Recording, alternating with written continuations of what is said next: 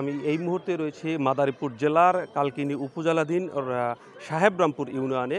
আজকে এই সাহেবরামপুর ইউনিয়নে কিন্তু যে সাহেবরামপুর ইউনিয়নের যে চেয়ারম্যান রয়েছেন মুরাদ সর্দার, ওনার নামে সামাজিক যোগাযোগ মাধ্যমে বিভিন্নভাবে অপপ্রচার চলছে। সেই অপপ্রচারের বিরুদ্ধেই কিন্তু আজকে বিভিন্ন অঙ্গ সংগঠনের লোকজন রয়েছে এখানে। বিএনপির যে মূল দল, বিএনপির যুবদল, ছাত্রদল এবং সাধারণ যে জনতা রয়েছেন তারা সকলেই কিন্তু এখানে আপনার মানববন্ধনে অংশগ্রহণ করেছে। সাধারণ উৎসুক জনতা একইভাবে তারা যেটি জানাচ্ছেন যে এখানে যে সম্মানিত চেয়ারম্যান মহোদয় রয়েছেন যে মুরাদ সর্দার, উনি একজন ভালো লোক, কিন্তু তার বিরুদ্ধে যে সামাজিক মাধ্যমে প্রচার, বিভিন্ন অপপ্রচার হচ্ছে, সেই অপপ্রচারের বিরুদ্ধে তারা দাঁড়িয়েছেন। আমি যদি আপনাদেরকে আমার পিছনের দিকটা একটু দেখাই যে এখানে বিভিন্ন লোকজন রয়েছে, তারা কিন্তু আপনার যে চেয়ারম্যান রয়েছেন সেই চেয়ারম্যানের বিরুদ্ধে অপপ্রচারের বিরুদ্ধেই কিন্তু তারা দাঁড়িয়েছেন। গ্রামের সাধারণ জনতা এবং বিএনপির মূল দল, ছাত্রদল, যুবদল এবং সর্বস্তরের জনগণ কিন্তু এখানে রয়েছে।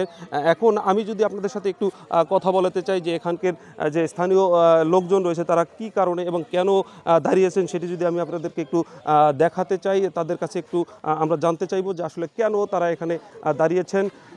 আমি এই মুহূর্তে একজন লোকের কাছে, আচ্ছা আপনারা এখানে কেন দাঁড়িয়েছেন, কি উদ্দেশ্য আপনাদের একটু বলবেন সংক্ষিপ্ত আকারে?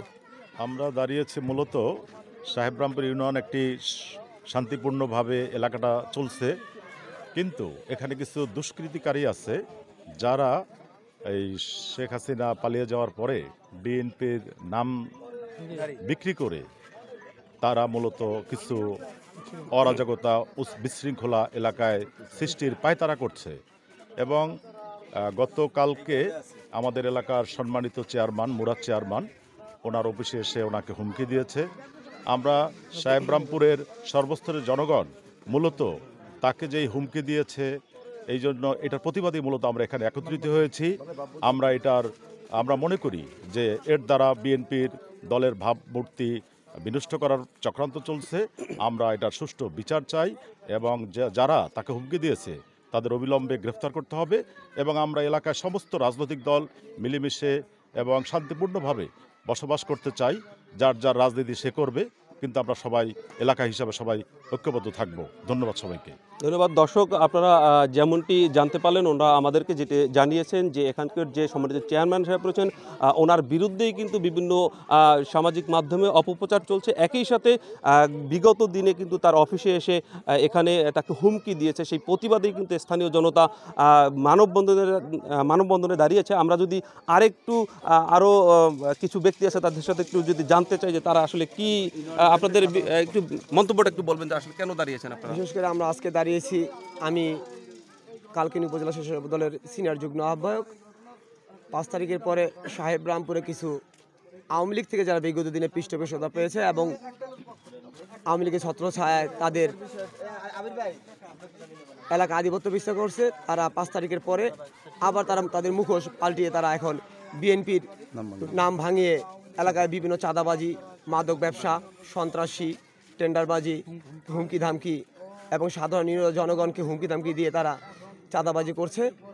এবং আমাদের চেয়ারম্যান মহোদয় উনি একজন অত্যন্ত সম্ভ্রান্ত পরিবারের সন্তান এবং আমি বলতে পারি আমাদের চেয়ারম্যান মহোদয় বাংলাদেশের ভিতরে একজন সৎ এবং নিষ্ঠাবান লোক। আমার জানা মতে ওনার দ্বারা এখন পর্যন্ত সাহেবরামপুরের কোনো অন্যায় বা অবিচার কোনো কাজ উনি এখন পর্যন্ত করে নাই। বিগত দিনে আমাদের পার্শ্ববর্তী বাড়ির পারিবারিক একটা এই জমি সংক্রান্ত বিষয় নিয়ে উনি একটা সালিশ শুরু করে। সেই সালিশের প্রেক্ষাপটে বিরোধী দলের লোক আইসা তারাকে হুমকি দামকি দেয়, কালকে তারা উঠায় নিয়ে যাবে বিএনপির নাম ভাঙিয়ে। এবং আমরা চাই মূলত বিএনপির নাম ভাঙিয়ে কেউ যেন বাংলাদেশে বা সাহেবরামপুরে কোনো অরাজকতা না করতে পারে, এ তীব্র নিন্দা জানাচ্ছি এবং তাদের দৃষ্টান্ত গ্রেপ্তার জানাচ্ছি। ধন্যবাদ। দর্শক, আপনারা যেমনটি জানতে পারলেন এখানে আসলে মূলত একটি সালিশ নিয়ে কিন্তু তাকে হুমকি দিয়েছে। সেই প্রতিবাদেই কিন্তু আজকে এখানকার যে উৎসুক জনতা রয়েছে তারা কিন্তু দাঁড়িয়েছেন। এবং মাদারীপুরের কালকিনি উপজেলা আজকের এই মানববন্ধনের সর্বশেষ তথ্য আমার কাছে এটিই ছিল। ধন্যবাদ।